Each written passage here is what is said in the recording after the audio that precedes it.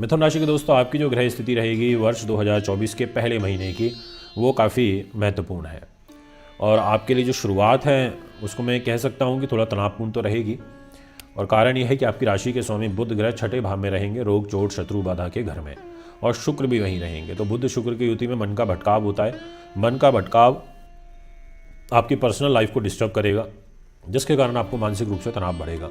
इसलिए सभी मिथुन राशि वालों को मैं पहले से ही अलर्ट कर देना चाहता हूं अपनी इस वीडियो के माध्यम से। दोस्तों, स्वागत है, अभिनंदन है आप सभी का। आप हमारे यूट्यूब चैनल, फेसबुक, इंस्टाग्राम से जुड़े रहिए, सब्सक्राइब करिए नए नए अपडेट्स के लिए। और वार्षिक राशिफल भी बनवा सकते हैं 2024 का हस्तलिखित, वो सुविधा भी हमारे पास अभी अवेलेबल है। ऑर्डर्स ले रहे हैं हम, सीमित ऑर्डर लेंगे। और इसके अलावा अब सबसे पहले आप ये जान लीजिए कि आपका डेट वाइज गोचर क्या कहता है, और इसके अलावा आपके लिए पूरा वर्ष बहुत अच्छा रहे, ऐसी शुभकामनाएं मैं आपको देना चाहता हूं।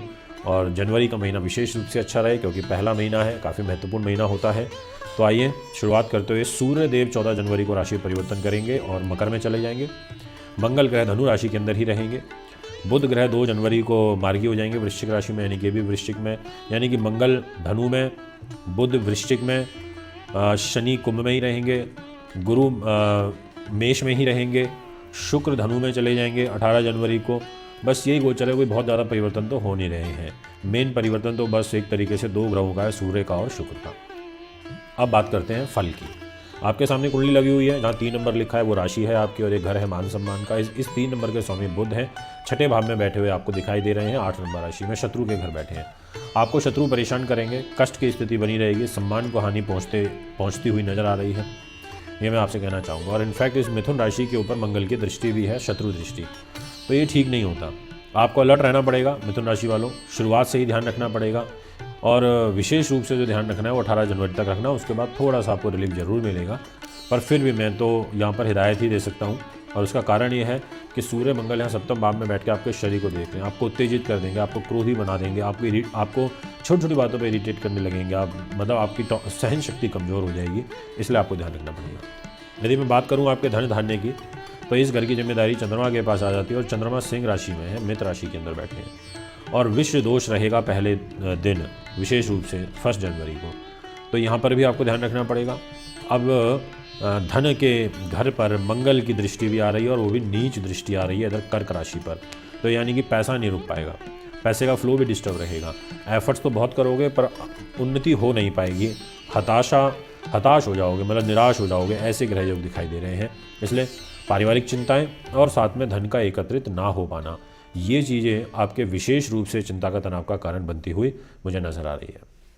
यदि मैं बात करूं नेक्स्ट कर्क राशि, ये आपके भाव की, जो कि छोटे भाई बहन मित्रगण सगे संबंधियों का होता है, और जहां 5 नंबर लिखा है, इस 5 नंबर के मालिक सूर्य बनते हैं। और सूर्य अभी इनिशियली ठीक है पहले 14 दिन, इसके बाद सूर्य भी कमज़ोर हो जाएंगे और इधर चले जाएंगे मकर राशि में, शत्रु राशि में, और सिंह राशि से छठे भाव में चले जाएंगे। अब सिंह राशि है ना, यहाँ से काउंट करिए तो छठी राशि मकर पड़ेगी, तो सूर्य का छठे जाना ठीक नहीं है।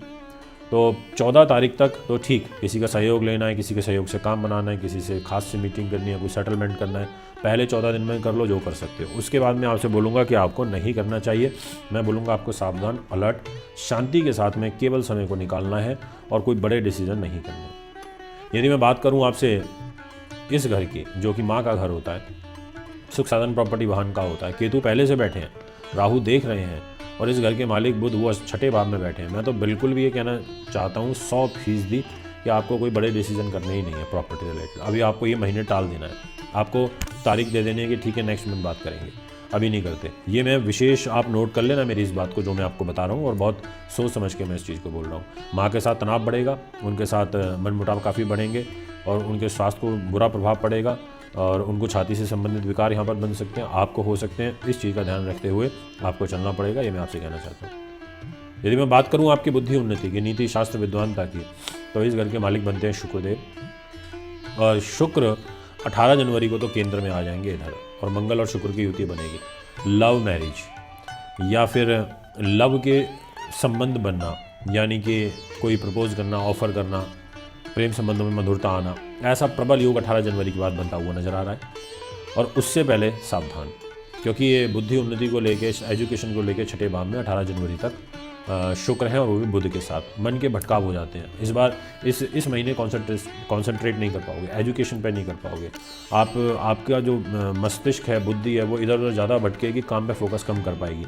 ऐसे ग्रह योग यहाँ दिखाई दे रहे हैं। तो इसलिए दोस्तों थोड़ा केयरफुली चलें, शांतिपूर्वक तरीके से चलें, ये मैं आपको विशेष रूप से कहना चाहता हूँ। अगर हम बात करें आपके छठे भाव की, जो होता है रोग चोट शत्रु बाधा का, पुलिस केस मुकदमा का, इस घर के मालिक मंगल बनते हैं और मंगल जरूर केंद्र में है, तो आपको बल दे रहे हैं, शक्ति प्रदान कर रहे हैं। इसलिए बस धैर्य से काम लेना है, स्त्री पक्ष से दूरी बना के रखनी है, अनजान लोगों से दोस्ती नहीं करनी। मैरिज लाइफ का मैंने स्टार्टिंग में ही आपको बोल दिया था कि डबल मंगलिक दोष है, और वो डबल मंगलिक 14 जनवरी तक है। 14 जनवरी के बाद सिंगल मंगलिक दोष हो जाएगा। तो मैरिज के लिए मिथुन राशि वालों के लिए महीना अच्छा नहीं है, तनाव तो बढ़ा रहेगा। भाग्य की यदि मैं बात करूं तो भाग्य में शनि बैठे हैं, ये एक प्लस पॉइंट है कि आपकी राशि के लॉर्ड जो बुध हैं उसके शनि मित्र हैं, तो इसीलिए यहाँ पर जो गाड़ी है वो खींच जाएगी और शनिदेव एट द एंड आपको संभाल लेंगे। यदि मैं बात करूँ कैरियर की, तो कैरियर पर राहु बैठे हैं, कैरियर का लॉर्ड प्रॉफिट में बैठा है, प्रॉफिट प्राप्त होता रहेगा, पर टेंशन बराबर बनी रहेगी कर्म क्षेत्र पर। घर पर कम रहेगी पर कर्म क्षेत्र पर ज़्यादा रहेगी सीनियर्स के साथ में। जो लोग लाभ की, बड़े भाई बहनों की या बड़े व्यापारी हैं, उस दृष्टिकोण से अगर मैं बात करूं तो ठीक है। उस घर का जो मालिक है वो मंगल बनता है और मंगल का और गुरु का आपस में नव पंचम है, तो ये एक शुभ बात होती है। तो इसलिए कह सकता हूं कि मिथुन राशि की जो ग्रह स्थिति है वो यहाँ पर प्रॉफिट के लिए और भाग्य के लिए ठीक है। ये है आपका फल। अगर आप भी अपनी कुंडली बनवाना, दिखवाना, पूजा पाठ या रत लेना चाहते हैं तो संपर्क कर सकते हैं। नमस्कार।